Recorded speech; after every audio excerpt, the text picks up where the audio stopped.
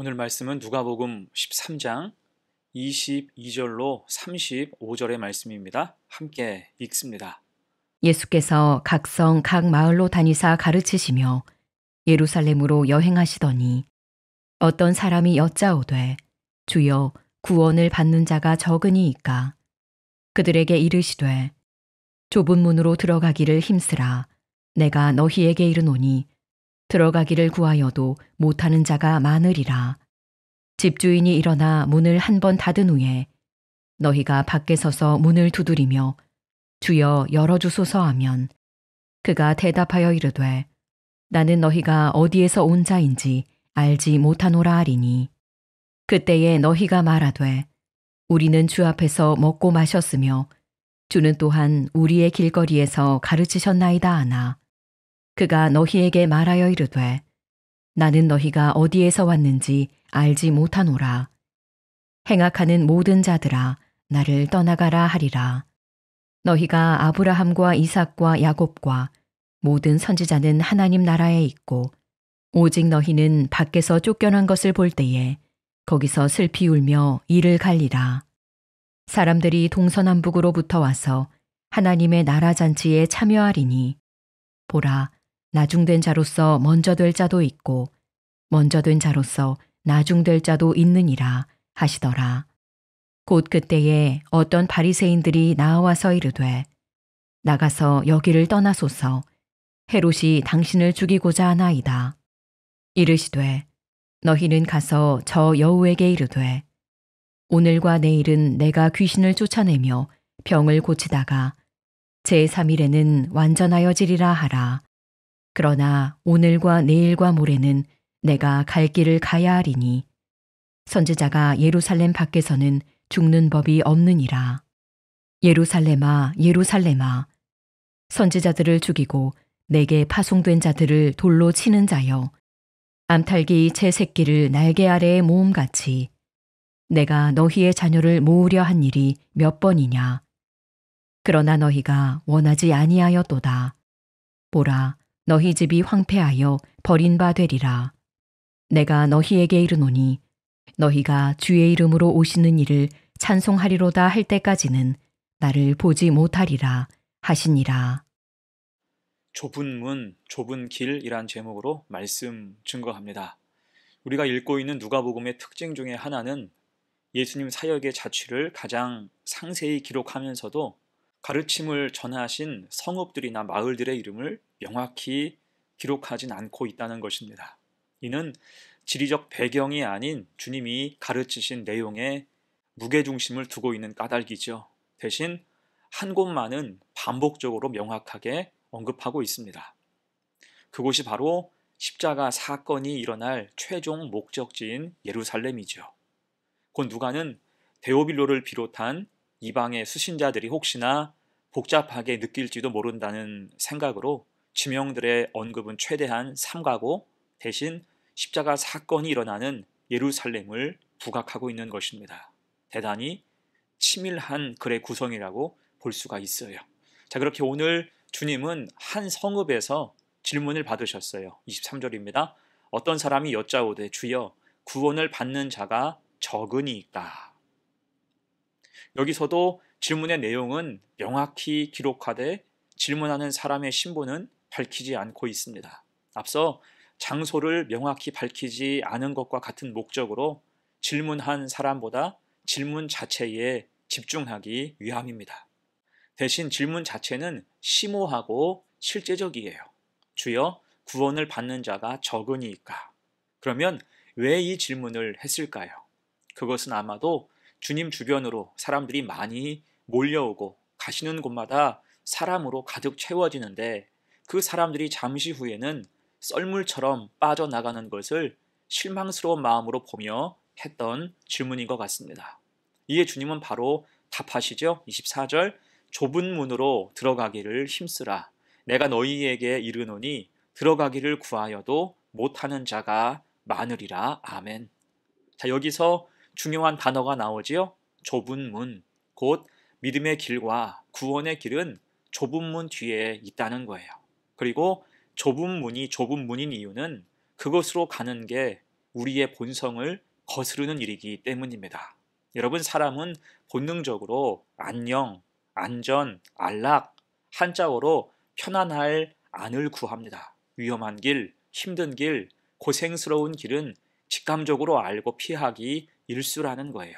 그러니 좁은 문으로 들어가는 것은 우리의 그런 본성을 거스르는 것이기 때문에 일부러 선택하지 않는 이상 쉽지 않은 길이 되는 것입니다. 당연히 찾는 자가 적을 수밖에 없겠죠. 이에 주님은 이어서 말씀을 이어가십니다. 25절로 27절이에요.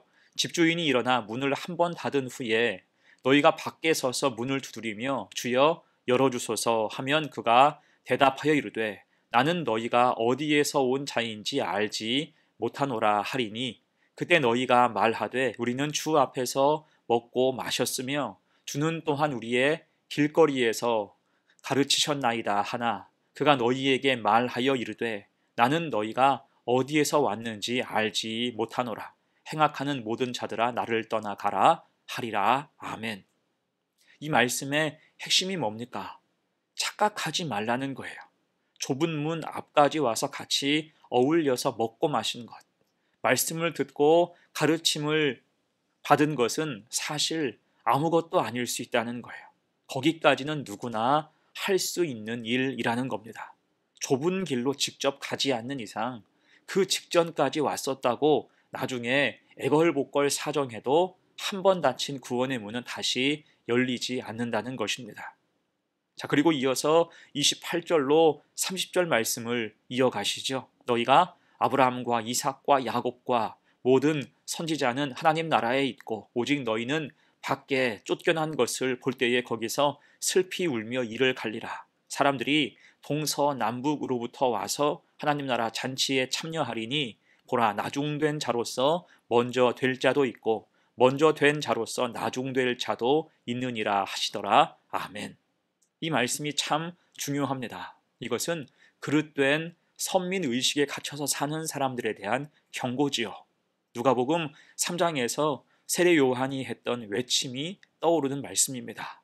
거기서 요한은 이렇게 선포했어요. 요한이 세례 받으러 나오는 무리에게 이르되 독사의 자식들아 누가 너희에게 일러 장차 올 진노를 피하라 하더냐. 그러므로 회개에 합당한 열매를 맺고 속으로 아브라함이 우리 조상이라 말하지 말라. 내가 너희에게 이르노니 하나님이 능히 이 돌들로도 아브라함의 자손이 되게 하시리라. 아멘. 그 당시 백성들의 믿음은 대단히 안일했습니다. 단지 아브라함의 자손, 약속의 선민이라는 말에 매여서 자신들이 구원의 보증수표를 받았다고 생각했어요. 이에 세례 요한은 그들에게 심판을 경고했고 오늘 주님도 그런 그릇된 신앙관을 뿌리째 흔드십니다. 아브라함과 이삭과 야곱과 모든 선지자는 이미 하나님 나라에 있고 너희는 그것을 밖에서만 구경할 수도 있다는 것입니다. 그곳에 들어갈 수 없다. 그래서 결코 구원은 따놓은 당상이 아니며 오히려 믿음으로 사는 이방인이 그 자리를 차지할 수 있다고 말씀하신 것입니다. 나중된 자로서 먼저 될 자도 있고 먼저 된 자로서 나중될 자도 있느니라. 아멘. 그러니 완악하고 폐쇄적인 구원관, 선민의식에서 벗어나서 진실한 신앙으로 재무장하며 구원의 약속 되시는 예수 그리스도를 의지하여 믿음의 좁은 길로 기꺼이 나아가야 한다는 것입니다. 살 길을 말씀해 주신 거죠. 자, 그때 어떤 바리새인들이 등장합니다. 31절이에요. 곧 그때에 어떤 바리새인들이 나와서 이르되 나가서 여기를 떠나소서 헤롯이 당신을 죽이고자 하나이다. 아마도 주님 편에 있던 바리새인들이 예수님께 헤롯의 음모를 전하며 그곳에서 떠나실 것을 강권한 것 같습니다. 이를 통해 볼 때 주님의 삶이 어떻습니까? 주님의 삶은 그야말로 좁은 길과 좁은 문이었어요. 어디에도 안정과 안락은 없고 온갖 위험이 주변에 도사리고 있었기 때문이죠. 이에 주님은 헤롯에게 전할 말씀을 하시면서 모인 자들을 교훈하십니다. 32절, 33절 이르시되 너희는 가서 저 여우에게 이르되 오늘과 내일은 내가 귀신을 쫓아내며 병을 고치다가 제3일에는 완전하여지리라 하라. 그러나 오늘과 내일과 모레는 내가 갈 길을 가야 하리니 선지자가 예루살렘 밖에서는 죽는 법이 없느니라. 아멘. 지금 주님은 공개적으로 헤롯을 간교한 여우에 비유하셨습니다. 매우 강하게 말씀하신 거예요. 권력과 기득권에 아첨하던 당대의 종교 지도자들과는 전혀 달랐습니다. 곧 예수님은 여러 위협 앞에서도 굴하지 않으셨고 꼿꼿하게 사명의 길을 가신 거예요. 그리고 앞으로 있게 될 십자가 사건을 언급하고 계시죠. 아직 아무도 그 말 뜻을 이해 못하지만 그때까지 좁은 문, 좁은 길로 가실 것임을 천명하신 것과 같습니다. 동시에 34절 이하에서는 예루살렘에 대해서 탄식하시죠. 예루살렘, 하나님의 도성이 타락하여서 심판으로 인해 결국 황폐해질 것을 안타까워 하시는 것입니다. 곧 예루살렘에서 있을 십자가 사건의 필연, 그 백성의 모든 죄를 짊어지고 가야 하는 하나님 어린 양의 심정을 피력하신 것과 같은 거예요. 그래서 예수님은 예루살렘, 그곳에 십자가의 죽음이 기다리고 있었음에도 그 좁은 문을 향한 발걸음에는 주저함이 없으셨던 것입니다. 자, 이제 오늘 말씀을 정리하면서 오늘 말씀은 어떤 사람의 질문에 대한 예수님의 답변이었죠. 어떤 사람이 여짜오되 주여 구원을 받는 자가 적으니까. 주님 주변을 어슬렁거리며 어떤 이익을 따라 출몰하던 자들을 향한 아쉬움의 토로였어요. 여러분, 이런 자가 우리가 될 수도 있습니다. 분명히 주님 근처에 있었고 기쁨도 함께 누렸으며 마음으로는 잘 믿었다고 생각할 수 있습니다. 하지만 정작 심판대 앞에서는 주님이 그런 우리를 모르신다고 할 수 있다는 거예요. 이 부분에 대해서 오늘 본문과 내용이 동일한 마태복음 7장에서는 더 직설적으로 말씀하지요. 나더러 주여 주여 하는 자마다 다 천국에 들어갈 것이 아니요 다만 하늘에 계신 내 아버지의 뜻대로 행하는 자라야 들어가리라. 아멘. 왜 이렇게 말씀하셨을까요? 한때 주님 근처에는 있었지만 좁은 문, 좁은 길로는 따라가지 않았기 때문이에요. 자기 십자가보다는 안전과 안락, 안녕을 구하며 주님을 따르지 않은 까닭입니다. 그래서 성도는 섣불리 자기 믿음에 만족해서도 안 되고 확신해도 안 될 것입니다. 늘 부족하다는 생각으로 열심을 내야 하고 좁은 문, 좁은 길을 따르며 주님을 기꺼이 따라가야 하는 거예요. 그럴 때 아브라함과 이삭과 야곱 모든 선지자들과 더불어 하나님 나라의 잔치에 넉넉히 참여할 수 있는 우리 복된 성도들 되시기를 간절히 축원합니다. 아멘. 함께 기도합니다. 은혜로우신 하나님, 오늘 말씀처럼 사람은 많아도 정말 주님 가신 좁은 문, 좁은 길로 들어가기를 힘쓰는 사람은 매우 적습니다. 이에 우리는 자기 욕심을 따르는 쉬운 길, 편한 길을 거부하고 주님이 걸어가시는 좁은 문으로 함께 나아가게 하옵소서.